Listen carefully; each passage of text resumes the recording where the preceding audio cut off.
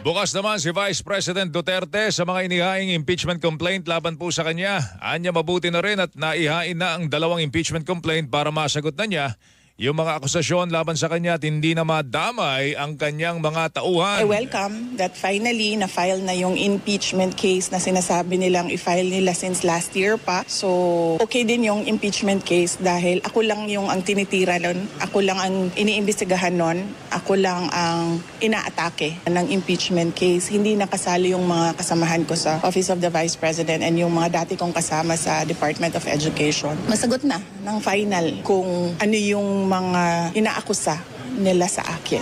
Itinlo yung paghahain na reklamo sa kabila ng naunang payag ni Pangulong Bongbong Marcos laban dito. Bagay na sinang-ayunan ng Iglesia ni Cristo. Naiintindihan ko yon na gusto ng INC ng kapayapaan sa ating bansa dahil alam nila kapag merong kapayapaan susunod